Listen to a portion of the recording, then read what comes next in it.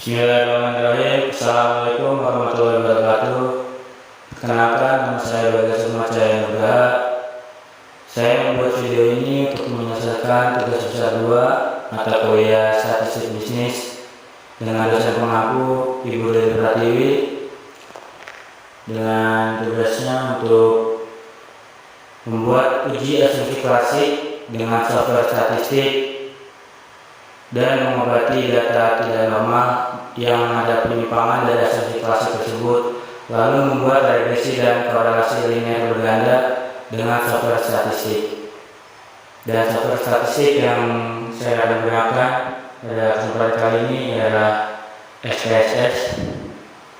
Maka pada uji asumsi klasik terdapat beberapa uji yang akan kita lakukan pada kesempatan kali ini, yaitu diantaranya itu ada uji normalitas, uji heteroskedastisitas, uji multikolinearitas, dan uji autokorelasi. Kita akan masuk ke uji normalitas. Langkah pertama dalam membuka datanya,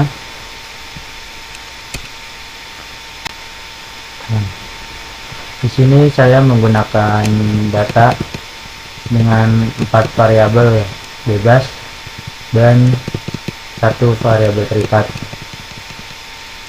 untuk mengecek bahwa apakah data ini normal atau tidak.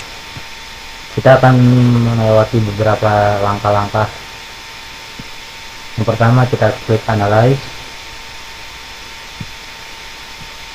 kita pilih regresi, dan kita klik linear.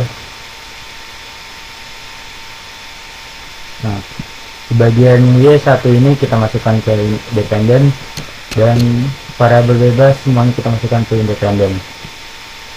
Kita klik statistik, bukan di sini. Kita klik save, ya, kita klik save, dan kita akan checklist di unstandardized bagian residual, dan kita continue, klik OK. Kita tidak memerlukan hasil outputnya, tapi kita membutuhkan residual. Nah, dari residual ini kita akan ngecek lagi,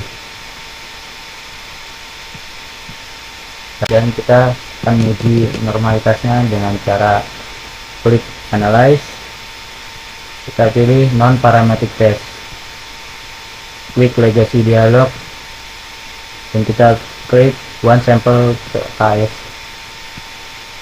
Nah, di bagian test variable list kita masukkan unstandardized tadi, dan bagian normal kita checklist ya di test distribution ini, lalu kita klik OK. Asumsi detailnya itu 0,009. Nah, karena datanya ini 0,009, itu di bawah dari 0,05, maka dapat disimpulkan bahwa data ini merupakan distribusinya tidak normal ya, dan akan kita obati. Akan kita lakukan penyembuhan pada data ini. Kita kembali ke data view, kita klik transform, kita klik transform.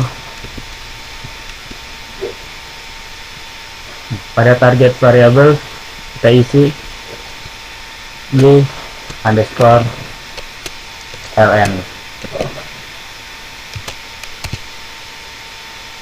Pada numeric expression sini kita pilih dulu fungsi berikutnya, kita cari ln, kita double klik.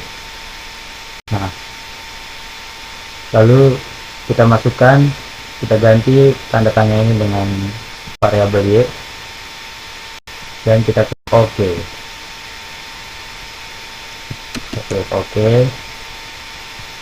Begitu juga seterusnya, kita akan terapkan pada semua variabel x. Nah, lalu kita lakukan seperti langkah yang sebelumnya, regression, linear. Nah, bagian dependen ini, bukan independen, iya bagian dependen ini kita ganti, kita ubah dengan variabel y ln tadi, dan independennya juga kita ganti dengan semua variabel x ln tadi. Lalu kita klik save. Tadi unstandardized pada residual juga masih kita checklist ya, karena ini sama seperti tadi untuk memunculkan data variabel baru, yaitu res2 yang akan menjadi res2. Lalu kita klik plot ini yang baru. Pada kolom y kita isi dengan threshold, dan pada kolom x kita isi dengan z spread. Pada histogram dan normal probability plot kita centang, klik continue dan klik OK. Kita tidak melihat hasil outputnya terlebih dahulu. Kita kembali ke data view, dan di sini keluar res2 ya, variabel baru lagi. Nah, di sini kita akan uji kembali normalitasnya, apakah distribusi data ini sudah normal atau belum, dengan klik analyze non parametric test, legacy dialog ya, one sample KS, kita klik. Nah, pada tes variabelnya ini kita masukkan unstandardized yang dua ini tadi, kita masukkan res2 nya. Pada tes distribusi normal kita centang dan kita klik OK. Kita tunggu hasilnya. Nah, di sini pada hasil one sample KS testnya, pada ACMC yang kita ini, oh ternyata belum, 0,014 itu belum di atas 0,05 ya. Pada dari itu mungkin kita bisa melakukan tes lagi, berarti kita lakukan lagi pada ln nya lagi. Di sini itu kan regression, dan kita lakukan transform lagi, coba ya sampai bisa. Karena di sini ternyata tidak bisa, saya kira bisa. Pada bagian nama expression ini kita masukkan yang YL nya. Jadi ini sudah di ln, kita ln kan lagi, coba.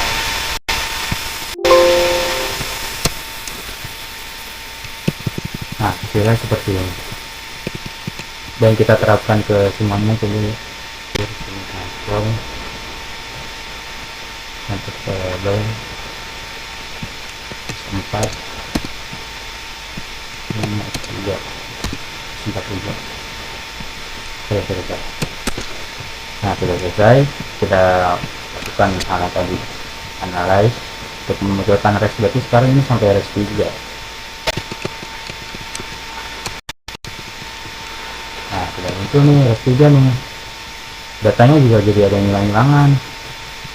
Coba deh kita ke regression non parametric test tadi ya, lalu sudah log sampai KS. Kita melakukan pengobatan lagi dengan angka yang sama, sampai ini baru sudah 0,2 ya. 0,2 ini tuh baru benar-benar sudah di atas 0,05. Jadi pada uji normalitas data tersebut ini kita harus melakukan sampai 2 kali penyembuhan, metode penyembuhan dengan angka yang sama. Jadi hanya kita ulang-ulang saja. Kalau sekali saja itu masih cukup, sekali saja itu tadi masih di bawah 0,05. Uji kedua pada uji asumsi klasik merupakan uji heteroskedastisitas. Pada uji heteroskedastisitas, saya menggunakan data yang berbeda lagi. Kalau pada uji heteroskedastisitas ini, saya menggunakan variabel bebasnya ini ada 3 ya, x1 sampai x3, dan variabel terikatnya masih sama, ada 1. dengan menggunakan data sebanyak 22 data. Kita akan menggunakan yang namanya uji Glacier. Pada uji Glacier itu kita melakukan uji dulu untuk mengecek apakah ada indikasi heteroskedastisitas atau tidak. Klik analyze, kita klik regression linear ya. Sini kita riset dulu. Dan seperti biasa variabel dependennya itu kita masukkan Y, dan independen itu kita masukkan variabel X. Seperti tadi kita klik save, dan pada residual ini yang unstandardized ini kita centang untuk memunculkan yang namanya res1 ya. Kita kembali ke data view karena yang kita cari bukan hasil outputnya melainkan dari variabel baru yang namanya res1. Di sini kita transform. Kita pada target variabel kita tulis ABS. Di sini kita cari dulu ya. Nah, ini ada yang nama ABS, kita klik 2. ABS kita masukkan res1-nya tadi. Fungsi ABS ini untuk membuat data pada res1 ini menjadi positif semua ya. Yang sebelah kirinya itu ada negatif, sebelah kanannya jadi positif. Kita lanjut. Setelah muncul ABS baru kita akan uji apakah terdapat heteroskedastisitas pada data ini atau tidak. Klik analyze regression lalu linear ya. Nah, di sini kita riset dulu saja. Kita riset. Dependennya itu pada kolom dependen kita masukkan ABS-nya. Dan X1, X2, X3 itu kita masukkan ke kolom independen. Langsung saja kita klik OK. Sudah jadi hasilnya. Dan kita lihat. Nah, pada tabel koefisien ini yang paling bawah, kita lihat pada kolom sigma ya.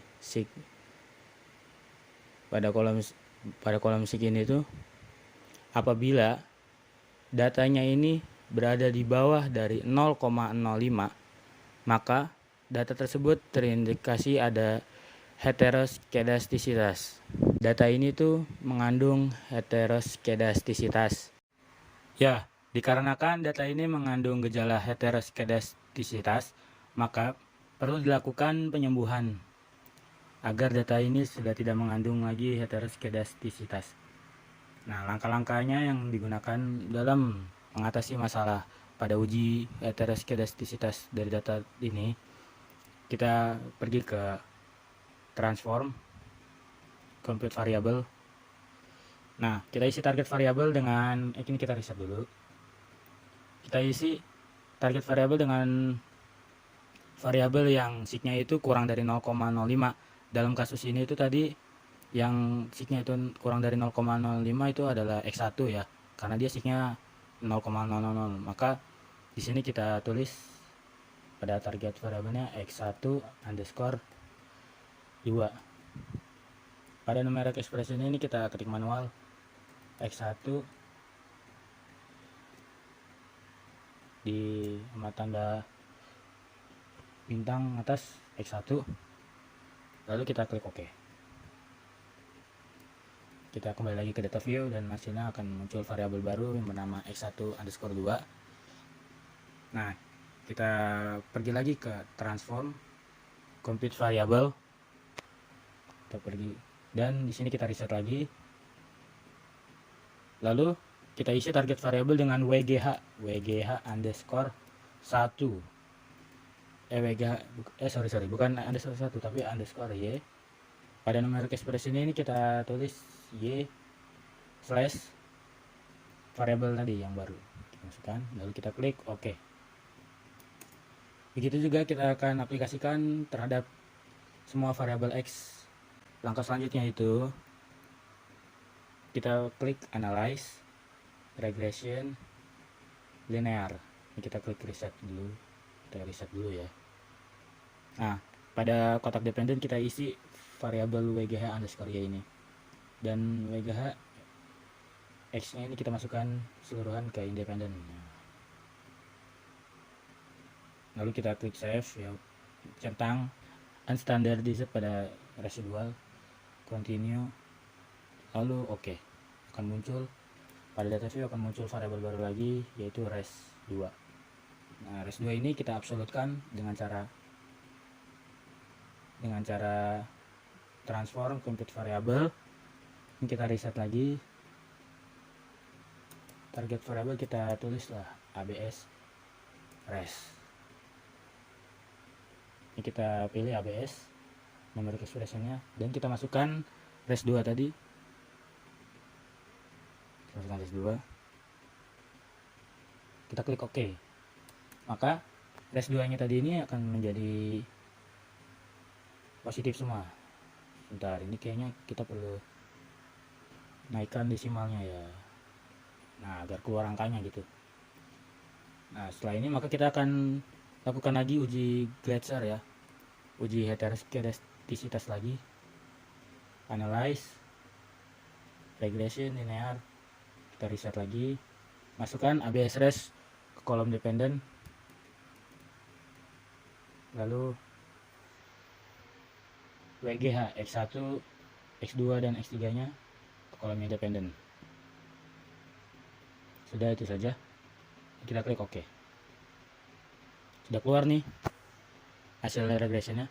Pada tabel koefisien kita lihat, nah di sini sudah terlihat nih hasil output PSS nya, bahwa diperoleh nilai sig variabel dependennya itu tuh independennya, diperoleh hasil pengujian, diperoleh nilai sig variabel independen ya, yang X1, X2, X3 nya itu tuh, ini semuanya itu lebih besar dari 0,05, yang berarti bahwa tidak ada lagi gejala heteroskedastisitas. Maka data ini sudah terbebas dari gejala heteroskedastisitas. Uji asumsi klasik yang ketiga, kita akan menggunakan uji multikolonialitas.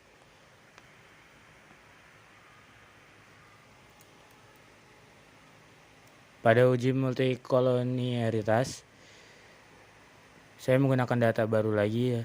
Kita akan uji multikolonialitas dengan analyze, klik analyze, regression, dan linear. Nah, pada kolom independen kita masukkan variabel y-nya. Pada kolom independen kita masukkan variabel X1, X2, dan X3. Kita klik statistik, kita centang pada collinearity diagnostic dan covariance matrix, lalu kita continue dan kita klik OK. Nah, sini pada tabel koefisien kita dapat lihat di sini bahwa pada tabel koefisien, pada collinearity tolerance-nya ada yang di bawah 0,1, dan pada VEF-nya itu ada yang lebih dari 10. Maka data ini itu dapat gejala mengalami multikolonialitas. Maka pada sebuah data yang mengalami gejala multikolonialitas diperlukan sebuah penyembuhan, dan kita akan mencoba salah satu cara untuk mengatasi masalah multikolonialitas ini dengan cara yang cukup mudah ya, yaitu kita akan menghapus salah satu variabel bebas dari data ini. Kita akan hapus variabel X2 untuk menghilangkan gejala multikolonialitas. Kita hapus semua, dan setelah dihapus kita akan coba uji multikolonialitas lagi pada analis, regression, dan linear. Di sini coba kita reset saja dulu. dan masukkan variabel Y pada kotak dependen dan variabel sisanya ya variabel X1 dan X3 pada independen. Pada statistik kita centang collinearity diagnostic dan covariance matrix, klik continue dan klik OK. Lalu kita lihat pada tabel koefisien.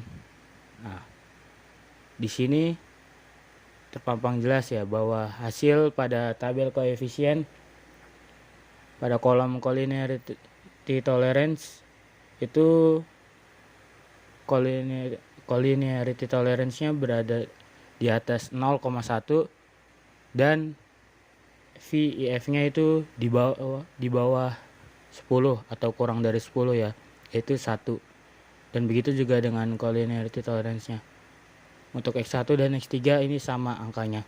Jadi dapat disimpulkan bahwa dengan mengurangi satu variabel bebas dari data yang mengandung multicollinearity, itu dapat membuat gejala multicollinearitas akan hilang, dan dengan begini maka data ini sudah terbebas dari multicollinearitas.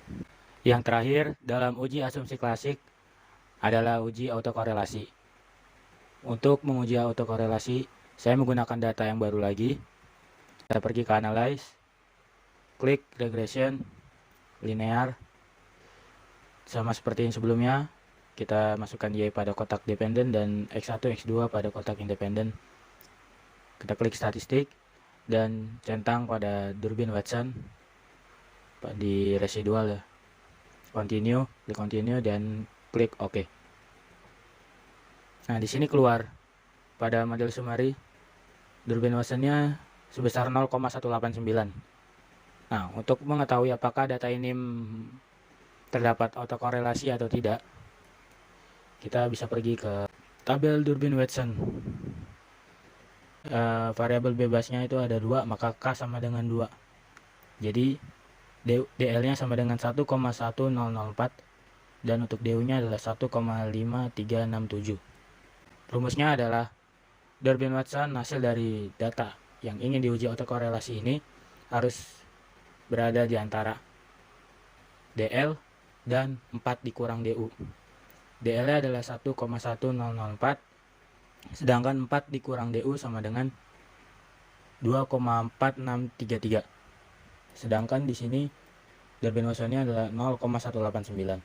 0,189 itu lebih kecil dibanding DL-nya, yaitu 1,1004. Jadi yang mempengaruhi di sini itu hanyalah variabel terikatnya, yaitu variabel Y. Dikarenakan variabel Y ini selalu meningkat, selalu naik dia ini. Sedangkan beda dengan X1 dan X2. Variabel Y-nya ini selalu naik, dan inilah yang menyebabkan terjadinya autokorelasi. Nah, langkah untuk mengatasi autokorelasi ini sebenarnya gampang. Kita misalkan caranya adalah kita dengan menukar tempat datanya, menukar urutannya. Jadi saya pilih nomor 19 istilahnya. Sini kita copy.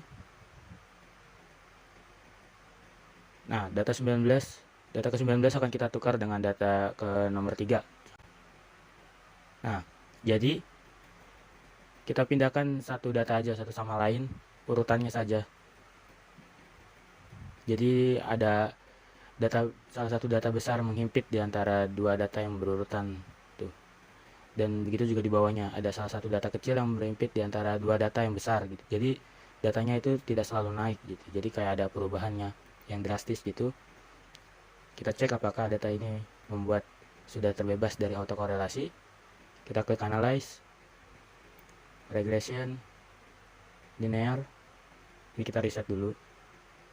Masukkan Y ke dependen, X1, X2 ke independen. Pada statistik yang kita checklist Durbin Watson-nya saja, continue dan OK. Nah, sekarang kita sudah mendapatkan Durbin Watson-nya ini sebesar 1,534. Coba kita kembali ke Excel tadi.